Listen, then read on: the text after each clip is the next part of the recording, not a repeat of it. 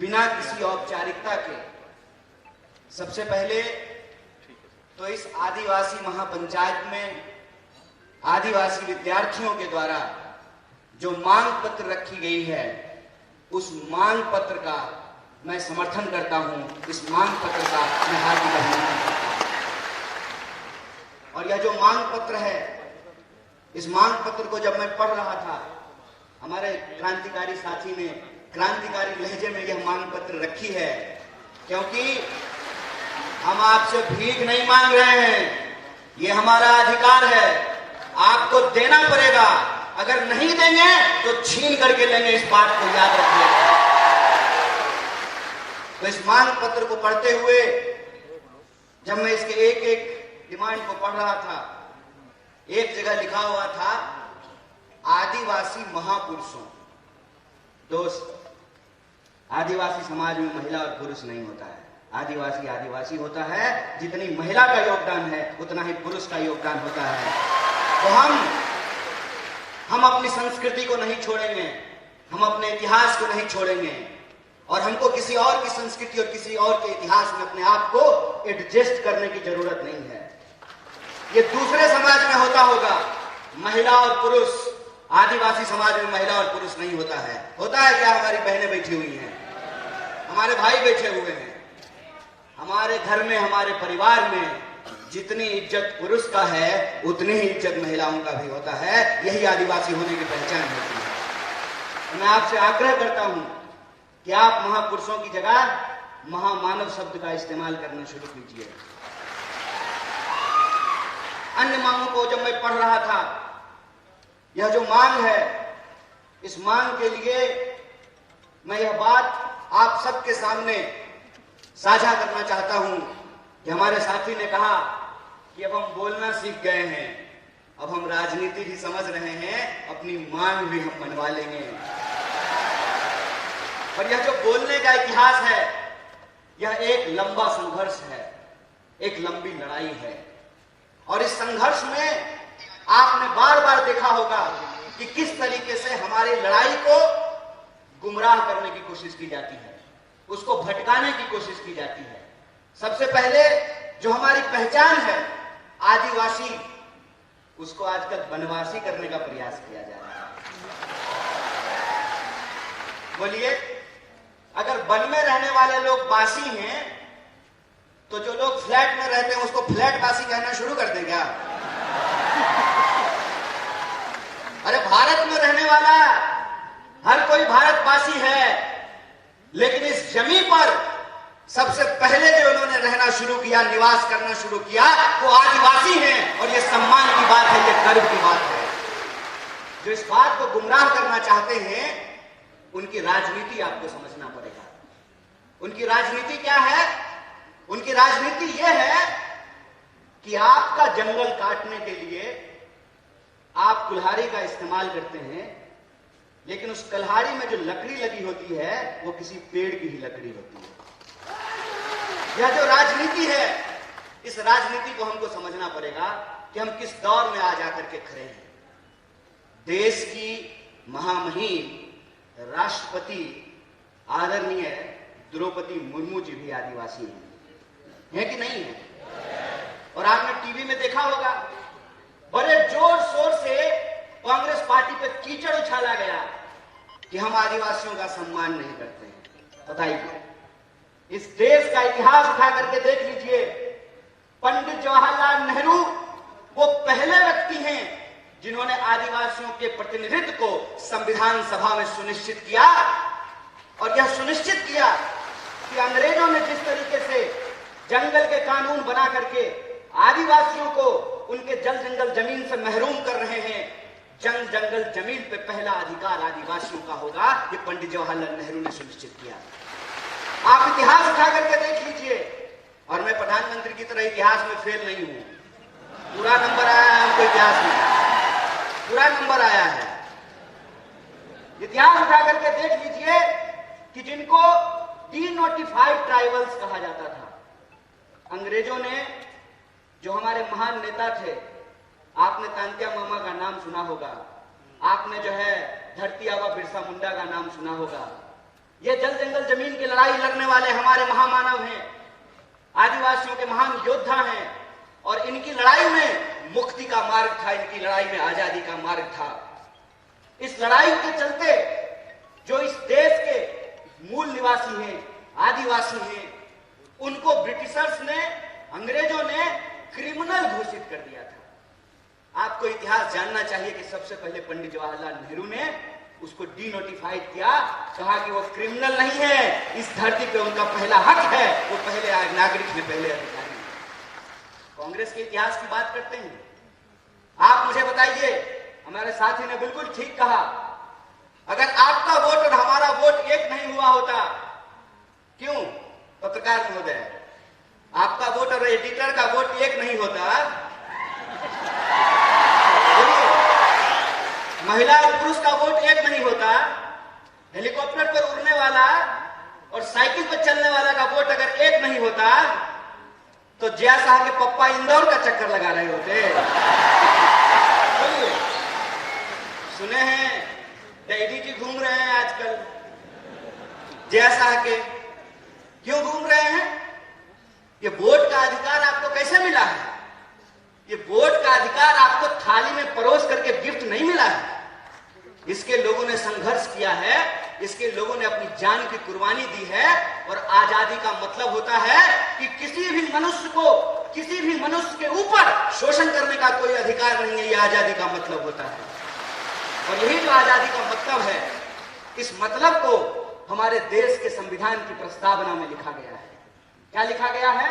हम भारत के लोग, भारत में रहने वाला, चाहे हिंदू हो, मुसलमान हो, सिख हो, ईसाई हो, बुद्धिस्ट हो, जैनी हो, पारसी हो, यहूदी हो, हर कोई भारतवासी है ना।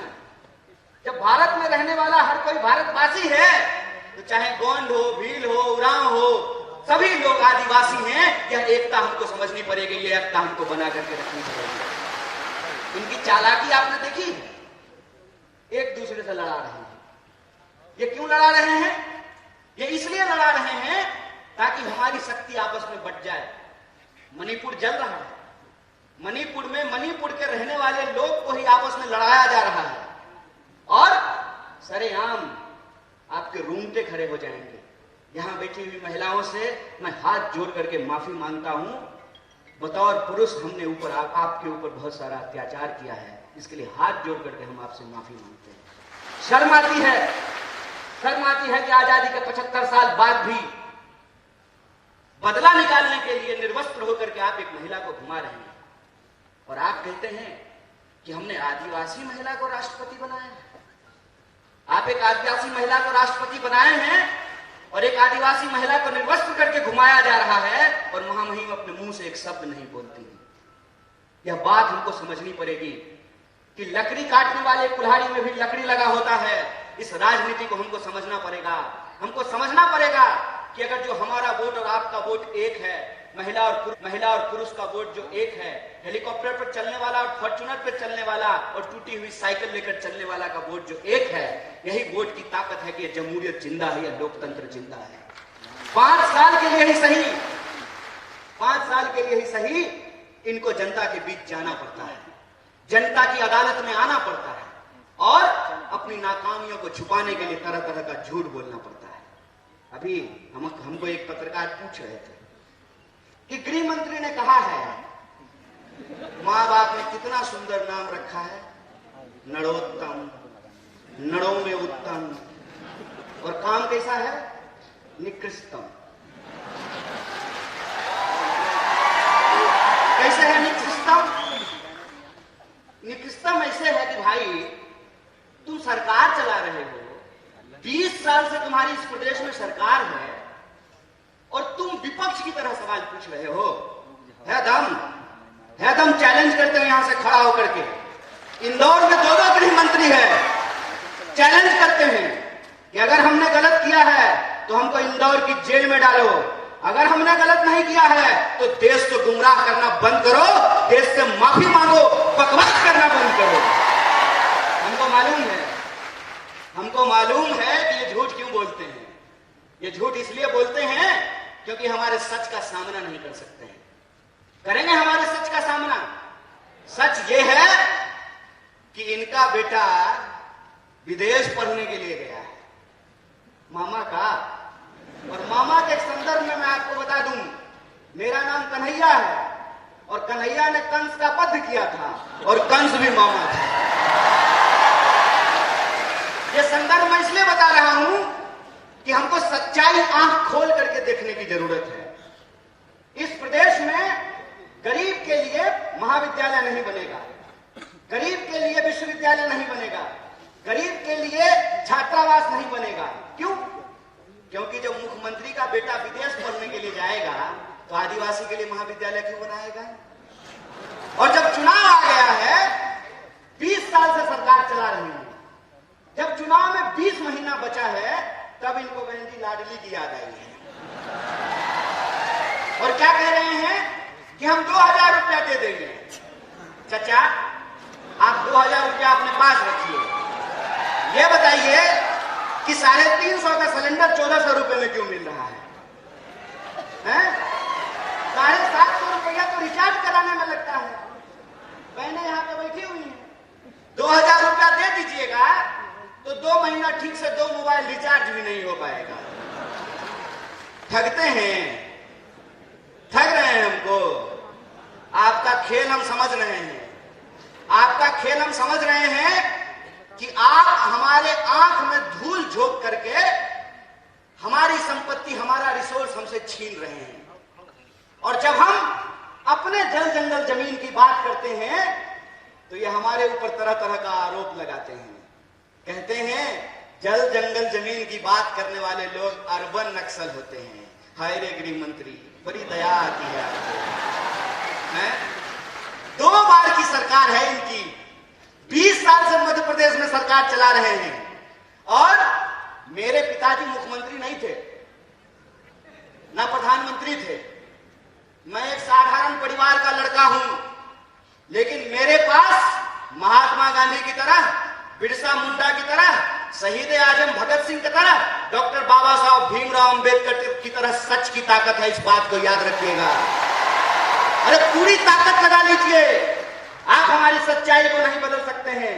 हम सच के लिए लड़ रहे हैं, हम अपने लोकतांत्रिक अधिकार के लिए लड़ रहे हैं। और लोकतंत्र का क्या मतलब होता है? लोकतंत्र का मतलब यह होता है कि जैसे मुख्यमंत्री के बेटा का वोट एक होता है, उसी तरह से आदिवासी के बच्चा का भी वोट एक होता है।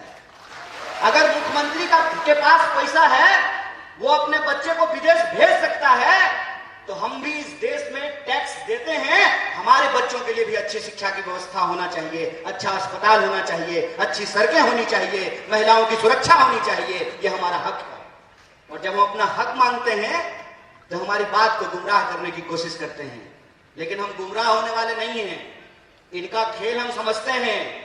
हम आपके टैक्स के पैसे से, आपके टैक्स के पैसे से हमने पीएचडी की है, हमने आपका नमक खाया है और हम नमक हराम नहीं है, हम नमक हलाल हैं। और हम आपके साथ यह नमक का वादा करते हैं क्योंकि हम महात्मा गांधी की पार्टी से हैं और महात्मा गांधी ने नमक का आंदोलन कराया था और अंग्रेजों को धूल चटाया था। इस बात को हम इनको याद दिलाना चाहते हैं। अगर हम इस देश को अंग्रेजों से मुक्ति दिला सकते हैं तो अंग्रेजों की चापलूसी करने वालों से भी मुक्ति दिला सकते हैं। हमारे स्कूलों को बंद करके, हमारे छात्रावासों को बंद करके, तरह तरह का भर्ती घोटाला करके, घोटाला खत्म ही नहीं हो रहा है। रोज नया घोटाला पैदा हो जाता है। अभी जो नया घोटाला आया है उसका नाम है पटवारी घोटाला। और मैं वीडियो देख रहा हूं, वीडियो में जो पटवारी घोटाला नहीं, पटवारी परीक्षा की जो टॉपर है, उसको पूछा कि मध्य प्रदेश का राजधानी कहां है, तो बोली दिल्ली। हम बोले बिल्कुल ठीक बात है। आजकल मध्य प्रदेश में सारा कंट्रोल दिल्ली से ही चल रहा है। बेचारे नरोत्तम मिश्रा जी, उनको फिल्म का बड़ा इंटरेस्ट है, अक्सर दीपिका पादुकोण को देखते रहते हैं। दीपिका पादुकोण क्या पहनी है? अरे राज्य चला लो यार, गृह मंत्री हो, तुम्हारे राज्य में सबसे ज्यादा महिलाओं के खिलाफ अत्याचार हो रहे हैं, सबसे ज्यादा आदिवासियों के खिलाफ अत्याचार हो रहे हैं। राज्य समझ में नहीं रहा है। कहते हैं ना, घर में नहीं दाने, अम्मा चली भुनाने। पहले अपना राज्य तो चला लीजिए। घोटाले होते रहते हैं और पूरा कंट्रोल। पहले इनको मुख्यमंत्री बनने का मन था, मुझे भी सूत्रों से पता चला है। क्या क्या चीज है? मीडिया के लोग यहाँ बैठे हुए हैं, बोलिए ना, डरिए मत। अरे लोकतंत्र है, सबको बोलने का हक है। अरे हम लोग तो एक नारा लगाते हैं, जगह है कितनी जेल में तेरे, देख लिया है देखेंगे। कितने लोगों को जेल में डाल देंगे? सच बोलिए, सच की ताकत होती है। पहले इनको कहा कि ऐसे ही उलझलूल बात किया करो, सोशल मीडिया पे पॉपुलर हो जाओगे। और जैसे पटवारी की परीक्षा की टॉपर को मध्य प्रदेश की राजधानी दिल्ली लगती है, इनको भी सत्ता का केंद्र आजकल दिल्ली लगता है। और जब चुनाव आता है तो दिल्ली इंदौर में घूमना शुरू कर देता है। आजकल दिल्ली इंदौर घूम रहा है। तो जब आ ही गए हैं नेकी और पूछ तो इनसे पूछ लेना चाहिए कि क्यों घोटाले पे घोटाले हो रहे हैं, क्यों आदिवासियों के खिलाफ अत्याचार हो रहे हैं, क्यों महिलाओं के खिलाफ अत्याचार हो रहे हैं, क्यों आपके द्वारा किए गए एक भी वादे पूरे नहीं किए गए। और जब चुनाव आया है, लाडली योजना, समझ रहे हैं साहेब, अपने लाडले के लिए लाडली योजना लेकर के आए हैं साहब। ये सच्चाई हम देख रहे हैं। इस सच्चाई को मैं अपने आदिवासी भाई बंधुओं से कहना चाहता हूं, अपनी बहनों से कहना चाहता हूं कि ये मौका है कि जो 20 साल से आपने अत्याचार झेला है, उस अत्याचार का आपको बदला लेना है और उनको एहसास कराना है कि राजा का बेटा राजा नहीं होगा। ये लोकतंत्र की ताकत है। और लोकतंत्र की ताकत ये है कि सब लोगों को चुनाव लड़ना पड़ता है। कमलनाथ जी भी चुनाव लड़ते हैं, दिग्विजय सिंह जी भी चुनाव लड़ते हैं, और नरोत्तम मिश्रा को भी लड़ना पड़ता है। एक उदाहरण आप मुझे सोच करके बताइए। और यहाँ पे चूंकि कांग्रेस के वरिष्ठ नेता मौजूद हैं और हमारे आदिवासी भाई बंधु हैं, इसलिए कहना जरूरी है कि श्रीमती गांधी को 2 बेटे, संजय गांधी और राजीव गांधी, दोनों कांग्रेस में थे। बाद में संजय गांधी जी की पत्नी बीजेपी में चली गई, चुनाव लड़ी, चुनाव जीती। राजीव गांधी जी की पत्नी भी चुनाव लड़ी, चुनाव जीती। तो बीजेपी में लोकतंत्र कैसे है और कांग्रेस में राजतंत्र कैसे है? वहां जो बहु चुनाव जीती तो वो लोकतंत्र है, और श्रीमती गांधी की यहां जो बहु चुनाव जीती तो यह राजतंत्र है। हाय रे बेईमान, बेशर्मी देखे हो, बेशर्मी। अरे ये कांग्रेस पार्टी ही है जिस पार्टी ने इस देश में जमहूरियत को स्थापित किया है। और ये जमहूरियत की ताकत है कि राहुल गांधी जब अमेठी से चुनाव जीतते हैं तो इनके नजर में वो राजतंत्र है, और वो मैडम जो है, सास जो कभी बहू थी, है ना, वो जब अमेठी से चुनाव लड़ी है तो लोकतंत्र है। हाय रे चोरी। मैं तो यही कहता हूं कि अगर इस देश में पंडित जवाहरलाल नेहरू नहीं होते ना, तो नरेंद्र मोदी भी देश के प्रधानमंत्री नहीं हो पाते। अगर इस देश में गांधी नहीं होते, इस देश में अगर भगत सिंह नहीं होते, इस देश में अगर बिरसा मुंडा नहीं होते, इस देश में अगर डॉक्टर बाबा साहब भीमराव अंबेडकर नहीं होते, तो एक आंगनबाड़ी का बेटा खड़ा होकर के 2 मुख्यमंत्री के सामने भाषण नहीं दे रहा होता। ये लोकतंत्र है, और इस लोकतंत्र की ताकत को आपको समझना पड़ेगा। इसीलिए मैं अपने आदिवासी भाइयों और बहनों से कहना चाहता हूं कि जो आपका मांग पत्र है, ये मांग पत्र कोई ऐसे नहीं मानने वाला है। ये मानेगा आपके वोट की ताकत से, और आपको अपने वोट की ताकत दिखानी है। और 20 साल का ये जो घोटालों का राज है, इस घोटालों के राज को आपको समाप्त करना पड़ेगा। बोलिए, कीजिएगा कि नहीं कीजिएगा?